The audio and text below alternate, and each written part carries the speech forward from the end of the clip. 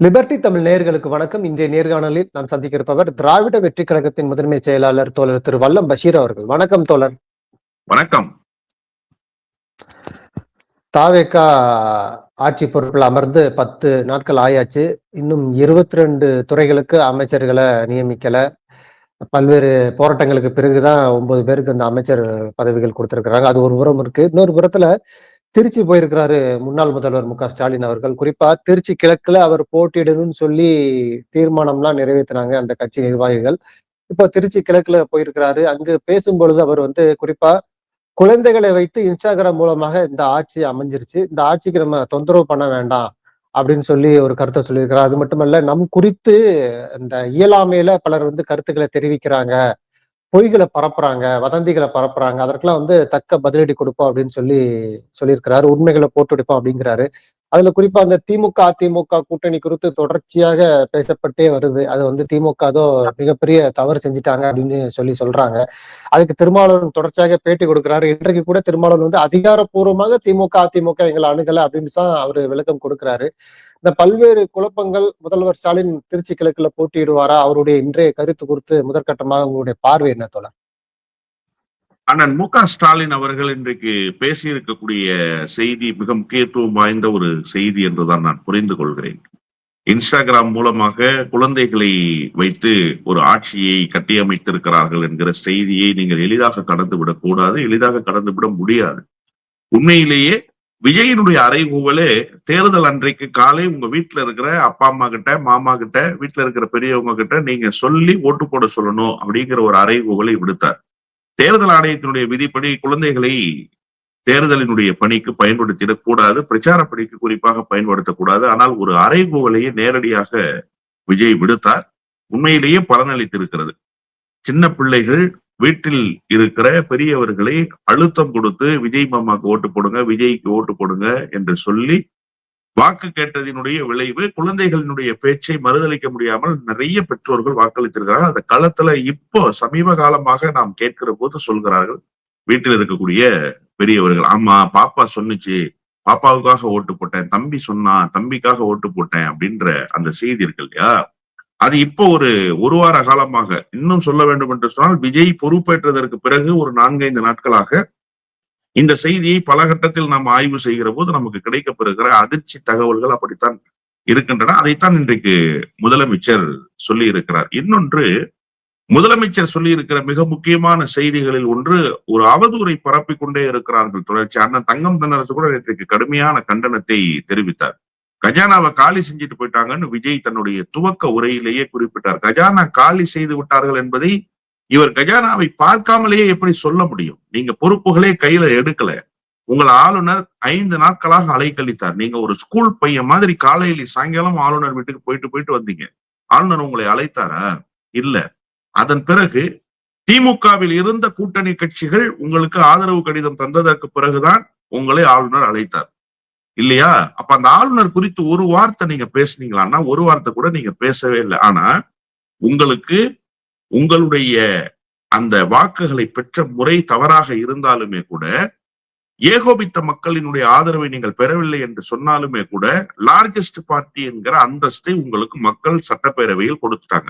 நீங்க அறுதி பெரும்பான்மை பெறல, ஆனாலும் உங்களுக்கு எல்லாருக்கும் கொடுத்ததை விட கூடுதலான இடங்களை கொடுத்திருக்கிறார்கள் என்கிற அடிப்படையில், நம்பர்ஸ் உங்கள்கிட்ட அதிகமாக இருக்குங்கிற அடிப்படையில திராவிட முன்னேற்ற கழகம் ஜனநாயக மாண்போடு நடந்து கொண்டது. நீங்க ஆனா முதல் மேடையிலேயே கஜானா காலின்னு சொல்லி ஒரு அவதூற பரப்புனீங்க. அதனுடைய விளைவு இப்போது அந்த அமைச்சர், அந்த கீர்த்தனா என்கிற அமைச்சர் நேரடியாகவே அந்த அவதூறு பரப்புரையில ஈடுபடுறாங்க, அவதூறு செய்திகளை பேசுறாங்க. அதற்கு அண்ணன் தங்கம் தென்னரசு நேரடியாகவே பதில் சொல்லிட்டார். நான் முதல்ல ஒரே ஒரு செய்தி தான், கடன் வாங்காத நாடு எது?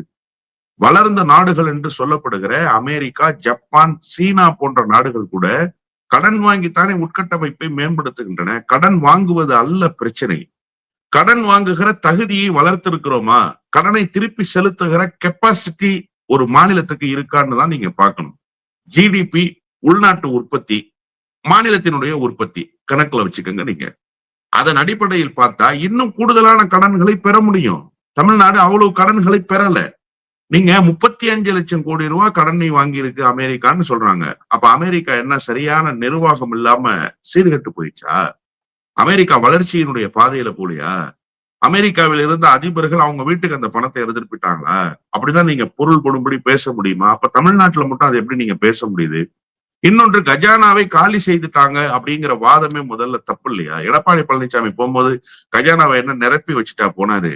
கஜானாவுக்குள்ள தங்க கட்டிகளும் பண மூட்டைகளும் பண குவியல்களையும் வச்சுட்டு போனாரு.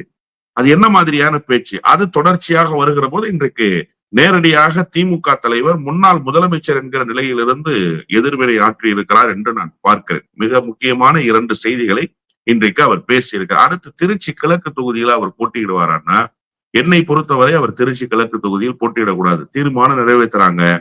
கட்சிக்காரங்களுக்கு அந்த வருத்தம் இருக்கு. நேற்றைக்கு கூட ஒரு நண்பர் பேசுகிற போது சொன்னாரு, ஜெயலலிதா அம்மையாரா இருந்தா ரிசைன் பண்ண சொல்லிட்டு யாரையாவது ஒருத்தரை அந்த இடத்துல சேஃபஸ்ட் தொகுதியில போட்டியிட்டு மீண்டும் சட்டப்பேரவைக்கு போவாங்க. ஆனா சட்டப்பேரவைக்கு போகாம வீட்டிலேயே இருந்துக்குவாங்க.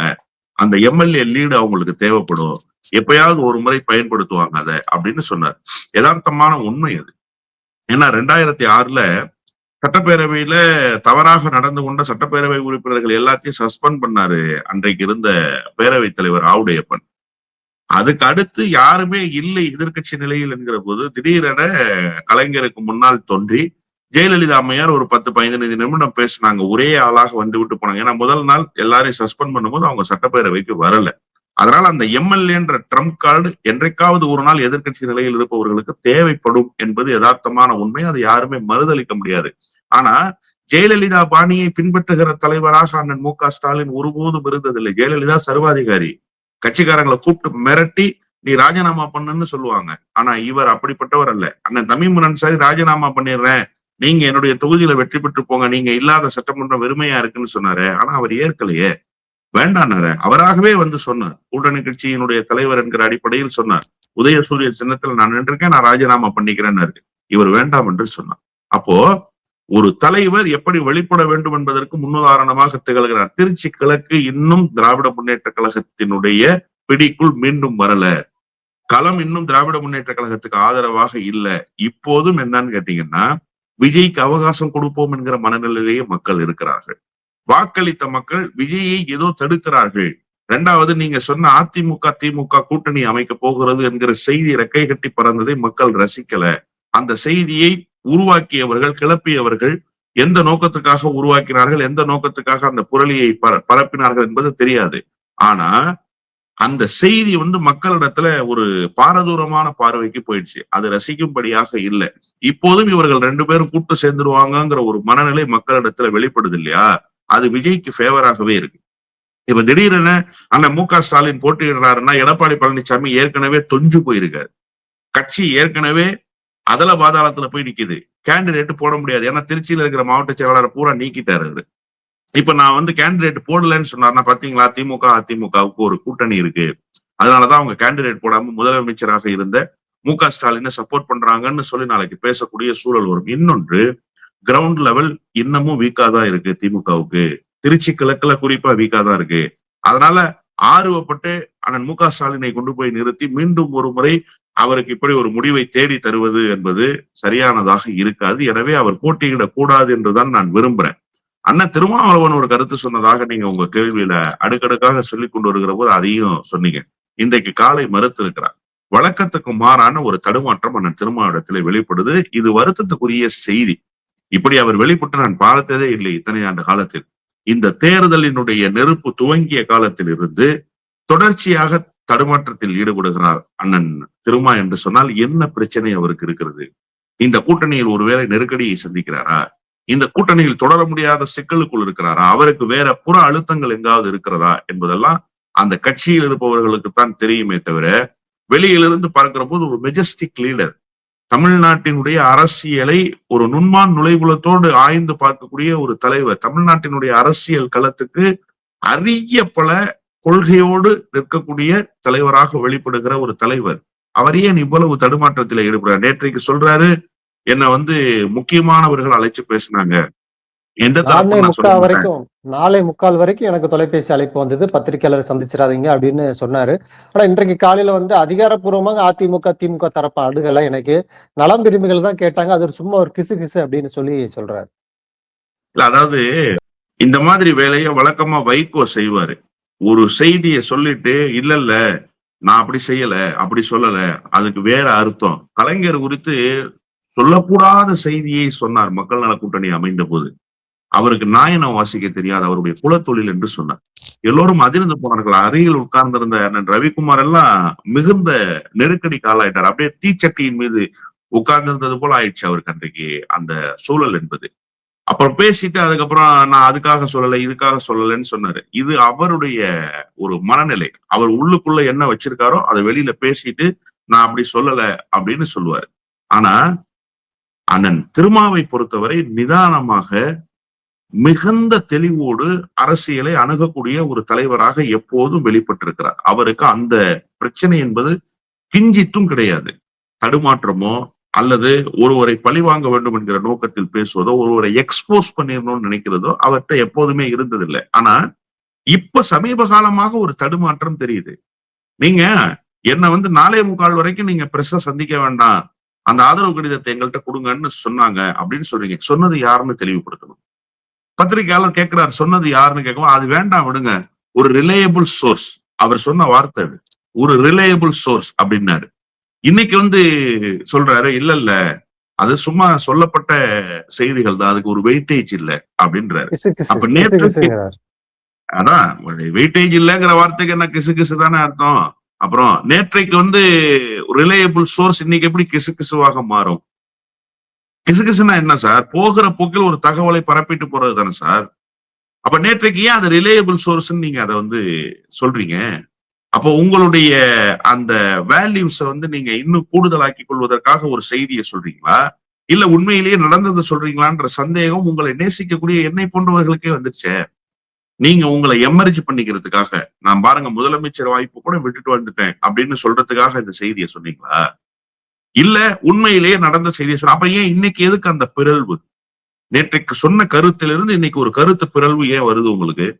ஆமாங்க என்கிட்ட பேசுனது உண்மை, அதை தான் சொன்னேன்னு சொல்லிட்டு போலாம்ல, தீர்க்கமாக முடிவெடுக்கலாம்ல நீங்க. நீங்க கடந்த காலத்துல அப்படி இயங்கிய ஆள் தானே. அண்ணன் திருமாவினுடைய தலைமை பண்புக்கு இது உகந்ததல்ல. நிதானம் தேவை. இவ்வளவு தடுமாற்றம் அவருக்கு கூடாது என்றுதான் கருதுகிறேன். இது வந்து வெறும் அண்ணன் திருமாவும் பிசிகாவும் சம்பந்தப்பட்டதாக நான் பார்க்கல. நீங்க திராவிட முன்னேற்ற கழகம் என்கிற ஒரு பேரியக்கத்தை இழுத்து வந்து நடுரோட்டில் நிறுத்துறீங்க இந்த பிரச்சனையில. அது வந்து ஜனநாயகத்துக்கு விரோதமானது. திராவிட முன்னேற்ற கழகத்தை நம்பி இருக்கக்கூடிய கோடிக்கணக்கானவர்களுடைய இதயத்தை குத்தி கிழிக்கக்கூடிய வேலையை அண்ணன் திருமா செய்றார். இது அண்ணன் திருமாவுக்கு அழகல்ல என்றுதான் நான் பார்க்கிறேன். இப்ப தொடர்ச்சியாக பல்வேறு விவகாரங்கள் தொடர்ச்சியாக சர்ச்சையானது கூட இப்ப தாவேகா அரசு அமைந்து அமைச்சர்களே அந்த இலாக்கா ஒதுக்காம இருந்துச்சு. இப்போ பாதி கொஞ்சம் பேருக்கு ஒதுக்கி இருக்கிறாங்க. இன்னும் 22 முக்கிய துறைகளுக்கு அமைச்சர் இலாக்கா ஒதுக்கல அப்படிங்கிற ஒரு குற்றச்சாட்டு இருக்கு. அது மட்டுமல்ல, எல்லாமே செஞ்சதே செய்யறாங்க. ஒயின் ஷாப்பை 10 மணிக்குள்ள மூடணும், ஏற்கனவே நடைமுறையில் இருக்குது. ஸ்கூல் கல்லூரி பக்கத்துல இருக்கிற அந்த ஒயின் ஷாப்பை க்ளோஸ் பண்ணணும், அதுவும் இருக்குது. இது போன்ற விஷயங்கள் தொடர்ச்சியாக செய்யறாங்க. அதுவும் சமூக வலைதளங்கள்ல விமர்சனத்துக்கு உள்ளாகுது. இதுல குறிப்பா அந்த ஒசூர்ல அமையவிருந்த அந்த ஏஎம்சிஏ விண்வெளி பாதுகாப்பு தொடர்பான ஒரு நிறுவனம் கம்பெனி வந்து 15,000 கோடி தரக்கூடியது, வருமானம் தரக்கூடியது தமிழ்நாட்டுக்கு. அது வந்து ஏற்கனவே திமுக அரசு வந்து மத்திய அரசோட சண்டையிட்டு அனுமதி பெற்று வச்சிருந்தாங்க. இப்போ தாவேகா அரசு அமைந்த உடனே அந்த கம்பெனி வந்து ஆந்திராவை நோக்கி சென்று விட்டது அப்படின்னு ஒரு தகவலை நம்ம பாக்குறோம். இல்ல குறிப்பா அந்த தாவேகா அரசு அமைந்தவுடன் அந்த வேகம் காட்டல, அமைச்சருக்கு இலாக்கா ஒதுக்கல, இன்னும் கூட 22 அமைச்சர்களை நியமிக்கல. இது போன்ற குற்றச்சாட்டுகள் இருக்கும் பொழுது இந்த கம்பெனி இடம் மாறுதல் அது எப்படி பாக்குறீங்க? தமிழ்நாட்டுக்கு ஒரு இழப்பா பாக்கலாமா அதை? இல்ல தமிழ்நாட்டுக்கு ஒரு மிகப்பெரிய இழப்பு தான். நீங்க வந்து 15,000 கோடி ரூபாய் முதலீட்டில் ஒரு நிறுவனத்தை ஒன்றிய அரசிடம் போராடி பெறுது மாநில அரசு. ஏறக்குறைய 2022 இந்த நிறுவனத்தினுடைய துவக்கம் குறித்த செய்திகள் வெளியாயின. 2022 அண்ணன் தங்கம் தென்னரசு இதற்கான முயற்சியில ஈடுபட்டார். அப்போது அவர்தான் தொழில்துறையினுடைய அமைச்சர். அதன் பிறகு டிஆர்பி ராஜா அந்த பணிகளை மேற்கொண்டு இதற்காகவே 6 ஆய்வு கூட்டங்களை நடத்தி இருக்கிறார்கள். முதல்ல சென்னையில் அந்த இடம் குறித்து, திருப்பரம்புதூரில் அதற்கான வாய்ப்பு இருக்கிறதா என்பதை ஆய்வு செய்தார்கள். அதன் பிறகு ஜோலார்பேட்டையில் அதற்குண்டான ஆய்வு, அதன் பிறகு இங்க கள்ளக்குறிச்சியில் அதற்குண்டான ஆய்வு, இப்படி ஒரு நெடிய ஆய்வுகளை எல்லாம் மேற்கொண்டு உகந்த இடமாக பெங்களூரையும் மையப்படுத்தி தமிழ்நாட்டையும் மையப்படுத்தி 2 மாநிலங்களையும் அதுல மெர்ஜ் பண்ண முடியும் அப்படிங்கிற ஒரு முடிவுக்கு வந்து ஓசூரை தேர்வு செய்யறாங்க. தேர்வு செய்து எல்லா நடவடிக்கைகளும் முடுக்கி விடப்பட்டன. இப்ப இந்த அரசு பொறுப்பேற்றிருக்கு இல்லையா, இந்த அரசு ஒரு ஆமை வேகத்தில் செயல்படுகிற அரசாக இருக்கா அப்படின்னு கேட்டா அது ஆமை வேகத்துல கூட போகலன்னு தான் நான் சொல்லுவேன். ஏன்னா உங்களுக்கு எப்ப வந்து கோட் ஆஃப் கான்டாக்ட் இம்ப்ளிமெண்ட் ஆச்சோ, கோட் ஆஃப் கான்டாக்ட் இம்ப்ளிமெண்ட் ஆன அந்த நொடியிலிருந்து அரசாங்கம் செயலிழந்துருச்சு சார். ரொட்டீன் ஆக்ஷன்ஸ் மட்டும்தான் இருக்கும் அரசு கிட்ட. அதிகாரிகள் ஒரு வழக்கமான பணிகள் இருக்கு இல்லையா, அந்த பணிகளை மட்டும்தான் செய்வாங்களே தவிர வேற எதையும் அந்த துறை சார்ந்து செய்து விட முடியாது. அப்போ அந்த துறை வந்து செயல்படாமலேயே நிக்குது. எல்லா துறைக்கும் பொருந்தும். ஊரக உள்ளாட்சி துறையாக இருந்தாலும் சரி, நிதித்துறையாக இருந்தாலும் சரி, தகவல் ஒலிபரப்பு துறையாக இருந்தாலும் சரி, எல்லா டிபார்ட்மெண்ட்டும் இதுக்குள்ள அடங்கும். அப்போ எலெக்ஷன் முடிஞ்ச பிறகு ஒரு கவர்மெண்ட் ஃபார்ம் ஆகி வருது. நீங்க ஒரு 9 அமைச்சர்களுக்கு பதவி பிரமாணம் செய்து வைக்கிறீங்க. அந்த 9 அமைச்சர்களுக்கு பதவி பிரமாணம் செஞ்சு வச்சுட்டு திரும்ப ஒரு 5 நாள் வெயிட் பண்றீங்க. அதிகாரிகள் டிரான்ஸ்பர் மட்டும் தான் நடக்குது 5 நாளா. வேற எந்த பணிகளுமே நடக்கல. அப்போ ஒரு அரசு எவ்வளவு மெத்தனமாக இருக்கு பாருங்க. நீங்க டே டு டே ஆக்டிவிட்டிஸ் கோட்டையில நடக்கணும்ல சார். அமைச்சர்களுக்கு இலாக்கா இல்லாத அமைச்சர்களாகவே 5 நாட்களாக சுத்தி வராங்க சார். மிக முக்கியமான இலாக்களை அதன் பிறகு ஒதுக்குறாங்க. மீதி இலாக்காக்களை ஏன் இன்னும் ஒதுக்காம வச்சிருக்கீங்க? தொழில்துறை தானே ஒதுக்கி இருக்கீங்க. சிறு குறு தொழிலுக்கு யாரு அமைச்சரு, தொழில்துறைக்கு அமைச்சர் யாரு? 2 ஆயிடுச்சுல்ல. இப்ப நீங்க பள்ளி கல்விக்கு மட்டும்தான் அமைச்சர் போட்டிருக்கீங்க. உயர்கல்விக்கு யாரு அமைச்சர்? கேள்வி இருக்குல்ல. அப்போ இந்த தொய்வு வந்து எதற்காக? நீங்க அதிமுக இருந்து ஒரு பார்ட் வரும், காங்கிரஸுக்கு கொஞ்சம் கொடுக்கணும், இதெல்லாம் பேசி சரி பண்ணணும். இதெல்லாம் சரி பண்ணி நாம வந்து ஒரு அமைச்சரவை பொண்ணை எப்ப போடுவீங்க? அது வரைக்கும் அரசு இயந்திரம் முடங்கி கிடக்குமா? ஒரு அரசு இயந்திரம் முடங்கி கிடந்ததனுடைய விளைவு தானே நீண்ட நெடிய போராட்டத்துக்கு பிறகு கொண்டு வர வேண்டிய ஒரு தொழிற்சாலை இன்றைக்கு கை மாறி போகுதே, ஆந்திராவுக்கு போகுதே. இதை யாரு சரி செய்யறது? இதை யார் சீர்தூக்க? நீங்க ஒரு பக்கம் என்ன செய்யறீங்கன்னா, அரசு கஜானாவை காலி பண்ணிட்டு போயிடுச்சு கடந்த அரசு, கடன் வாங்கி அதை வீட்டுக்கு எடுத்துட்டு போயிட்டாங்க அப்படின்னு நீங்க சொல்றீங்க. ஆனா ஒரு திட்டத்தை கொண்டு வந்ததை இன்னொரு மாநிலத்துக்கு உங்களுடைய செயல்பாட்டில் இருந்த குறைபாட்டின் காரணமாக தாரை வார்த்து கொடுக்குறீங்களே, அது எதன் அடிப்படையில நியாயம்? அப்ப நீங்க ஒரு உண்மையான அரசாக, உண்மையிலேயே இந்த மாநிலத்தினுடைய அக்கறை கொண்டிருக்கிற அரசாக இருந்திருந்தா இந்த தவறு நடந்திருக்காது இல்லையா? இது எவ்வளவு பெரிய பிழை. எத்தனை ஆயிரம் பேருக்கு வாய்ப்பு கிடைத்திருக்கும், எத்தனை ஆயிரம் சயின்டிஸ்ட் உருவாயிருப்பாங்க, ஆராய்ச்சியாளர்கள் எத்தனை ஆயிரம் பேர், ஏரோஸ்பேஸ் ஆராய்ச்சியாளர்கள் எத்தனை பேர் உருவாகியிருப்பாங்க, எவ்வளவு பெரிய தொழில் வாய்ப்பை உருவாக்கி இருக்க முடியும். அதன் மூலமாக அந்த மாநில கட்டமைப்பை மேம்படுத்துவதற்கு எத்தனை வாய்ப்புகள் அமைந்திருக்கும். இந்த தென்னிந்தியாவுக்குள்ளேயே அப்படி ஒரு வாய்ப்பு வேறு மாநிலத்துக்கு கிடைக்காமல் போச்சு, தமிழ்நாட்டுக்கு தான் கிடைச்சதுன்னு பெருமை பேசினார்கள் ஆராய்ச்சியாளர்கள். தொழில் முதலீட்டாளர்கள் இதை வைத்து ஓசூரை மேம்படுத்துவதற்கு, தமிழ்நாட்டினுடைய தொழில் வளர்ச்சியை மேம்படுத்துவதற்கு பல வாய்ப்புகளை உருவாக்க முடியும்னு அந்த கான்பரன்ஸ்ல பேசினதெல்லாம் டைம்ஸ் ஆஃப் இந்தியால நியூஸ் ஆயிருக்கு. டைம்ஸ் ஆஃப் இந்தியால ஆர்டிகிளே போட்டிருந்தாங்க, முன்னோக்கி செல்கிறது தமிழ்நாடுன்னு. அப்போ இவ்வளவு பெரிய வாய்ப்பை கண்ணுக்கு முன்னால் தவற விட்டிருக்கிறாரு விஜய். வந்த முதல் தோல்வியே 15,000 கோடியாக இருக்க முதல் தோல்வி சார் இது தொழில்துறையில. அப்ப நீங்க வந்து என்னவாக வெளிப்படுறீங்க? இந்த அரசு என்ன செய்து கொண்டிருக்கு? 10 மணிக்கு டாஸ்மாக் மூடினோம். அப்ப இதுக்கு முன்னாடி என்ன 12:30 மணி வரைக்கும் திறந்ததா டாஸ்மாக்? இதெல்லாம் என்ன மாதிரியான அறிவிப்பு? படங்களை வைக்கிற அறிவிப்பு, இதெல்லாம் வழக்கமா நடக்கிறது சார். எல்லா முதலமைச்சருடைய படத்தையும் தான் வைக்கிறாங்க. முதலமைச்சராக ஒவ்வொருவரும் ஓ பன்னீர்செல்வம் பொறுப்பேற்ற போது கூட கொண்டு போய் வச்சாங்க படத்தை வைக்கிறதுக்கு ஒரு அறிவிப்பு. இதெல்லாம் ஒரு அறிவிப்புக்கான அரசாகவே இருக்குதே தவிர இது காட்சியாகத்தான் இருக்கு, ஆட்சியாக இல்லை. உண்மையிலேயே மக்களினுடைய மனங்களை வென்றெடுத்த விஜயால் ஆட்சி அதிகாரத்தை கொண்டு செலுத்த முடியாமல் தடுமாறுகிறார் என்றுதான் நான் புரிந்து கொள்கிறேன். உண்மையிலேயே தமிழ்நாட்டுக்கு ஒரு மிகப்பெரிய பின்னடைவை விஜய் தேடி தருவார் என்று விஜயினுடைய நடவடிக்கைகள் உணர்த்துகின்றன. நன்றி தோழர். நிறைய நல்ல தகவல்களை நேயர்களுக்கு சொல்லியிருக்கீங்க. உங்களுடைய நேரத்துக்கு மிக்க நன்றி தோழர். நன்றி.